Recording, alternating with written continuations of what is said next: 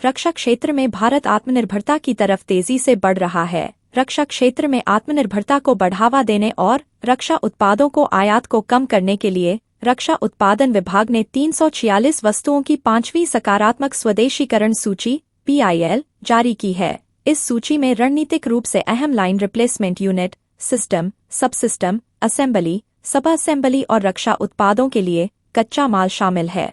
इसके बाद सरकारी रक्षा कंपनियां इन उत्पादों का आयात नहीं कर सकेंगी। रक्षा मंत्रालय ने साल 2020 में सृजन डिफेंस पोर्टल लॉन्च किया था।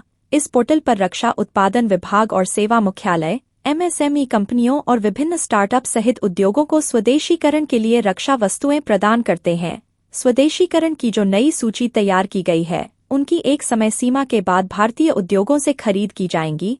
इससे आयात के 1048 करोड़ रुपए बचेंगे।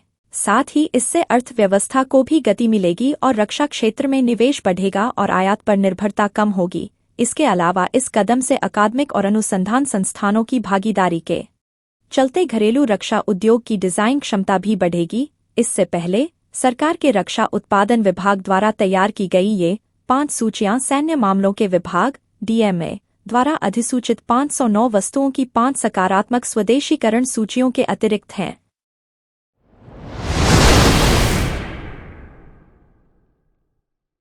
यूपी डिजिटल अटेंडेंस व्यवस्था को 2 महीने के लिए स्थगित कर दिया गया है। मामले में शिक्षकों की समस्या के समाधान और डिजिटल अटेंडेंस की दिक्कतों को खत्म करने के लिए एक कमेटी का गठन किया जाएगा। ये जानकारी प्रमुख सचिव बेसिक शिक्षा MKS सुंदरम ने दी। बता दें कि मंगलवार को मुख्य सचिव मनोज कुमार सिंह के साथ बेसिक के शिक्षक संगठनों की वार्ता हुई, जिसके बाद यह निर्णय लिया गया।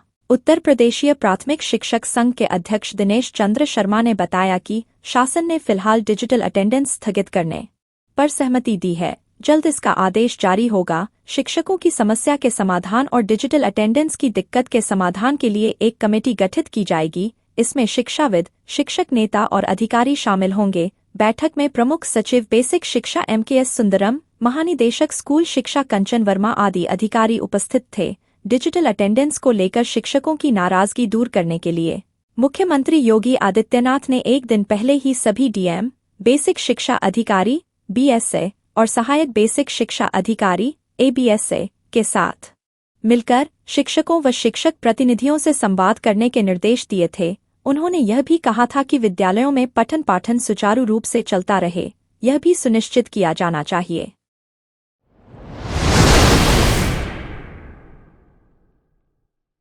मानसून की शुरुआत होते ही देश के कई राज्यों में मच्छर जनित रोगों के बढ़ते मामले स्वास्थ्य विशेषज्ञों के लिए चिंता का कारण बने ही हुए थे। इसी बीच गुजरात में एक संदिग्ध वायरस ने समस्याओं को दोगुना कर दिया है। मीडिया रिपोर्ट्स के मुताबिक पिछले 5 दिनों में गुजरात में चांदीपुरा वायरस से संक्रमण के कारण 6 बच्चों की मौत हो गई है। इसी के साथ संक्रमण के संदिग्ध मामले अब बढ़कर 12 हो गए हैं।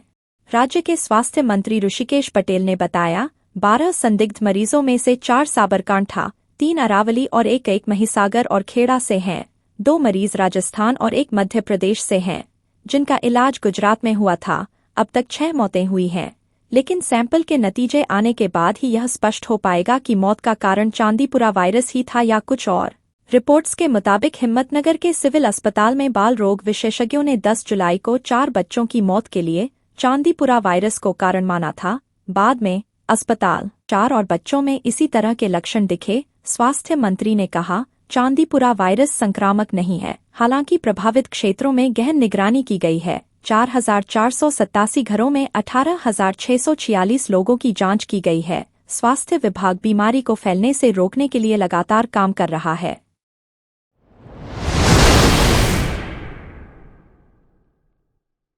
उत्तर प्रदेश, उत्तराखंड से लेकर पूर्वोत्तर और महाराष्ट्र, केरल और कर्नाटक तक झमाझम बारिश और बाढ़ के चलते नदियां उफान पर हैं।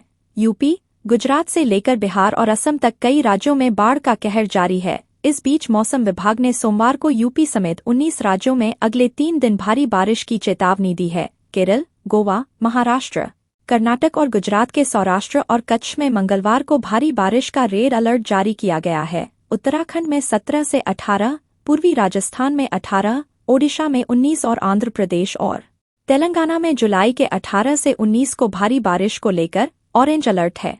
मौसम विभाग ने उत्तर प्रदेश, जम्मू कश्मीर, हिमाचल प्रदेश, पंजाब, हरियाणा, चंडीगढ़, दिल्ली, बिहार, झारखंड, ओडिशा, पूर्वोत्तर और दक्षिण के राज्यों में भी भारी बारिश की चेतावनी जारी की है। बीते 24 घंटे में कई राज्यों में भारी बारिश हुई। गुजरात के वलसाड़ और नवसारी में घरों में कई फुट तक पानी घुस गया है। केरल के 7 जिलों और कर्नाटक के उत्तर कन्नड़ जिले में भारी बारिश के चलते सोमवार को स्कूल कॉलेज बंद रहे।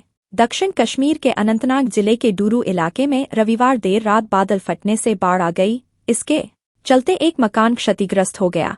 इस घटना में एक मवेशी की मौत हुई है। प्रशासन नुकसान का आकलन कर रहा है।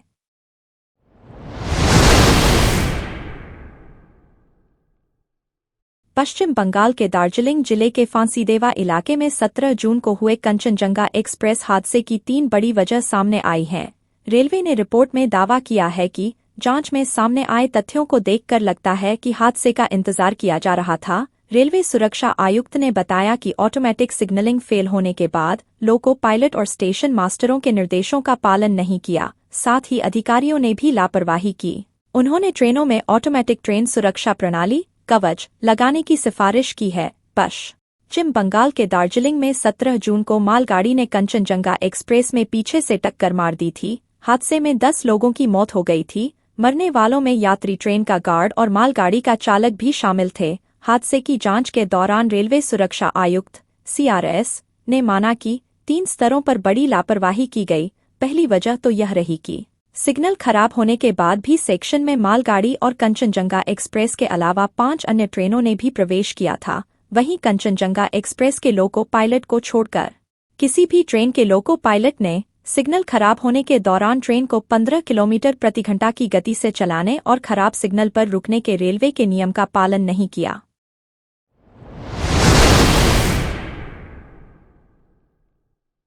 कांग्रेस की असम इकाई के अध्यक्ष भूपेन कुमार बोरा ने मंगलवार को कहा कि उनकी पार्टी राज्य की उन सभी 5 विधानसभा सीट पर चुनाव लड़ेगी जहां उपचुनाव होने हैं। बोरा ने संशोधित नागरिकता अधिनियम (CAA) को लेकर पार्टी के विरोध को भी दोहराया। उन्होंने कहा कि ये निर्णय सोमवार को अखिल भारतीय कांग्रेस कमेटी के महासचिव जितेंद्र सिंह की अध्यक्षता में जिला स्तर के पार्टी नेताओं के साथ हुई बैठक में लिए गए। यह बैठक सिंह की 3 दिवसीय यात्रा के पहले दिन हुई। पार्टी के संगठनात्मक ढांचे को मजबूत करने और भविष्य के लिए रणनीति बनाने की खातिर जितेंद्र सिंह की योजना सांसदों, विधायकों और अन्य नेताओं के साथ बैठकें करने की है। निर्वाचन आयोग ने उपचुनाव की तिथि अभी घोषित नहीं की है। सामागुड़ी, बहली, धोलाई, सिदली और बोंगाईगांव विधानसभा सीटें निवर्तमान विधायकों के लोकसभा के लिए निर्वाचित होने के बाद खाली हो गई हैं। इनमें से सिर्फ समागुड़ी सीट कांग्रेस के पास थी, जबकि शेष सीटें भारतीय जनता पार्टी, भाजपा और उसकी सहयोगी असम गण परिषद (AGP) एवं बोडोलैंड पीपुल्स फ्रंट (BPF) के पास थीं।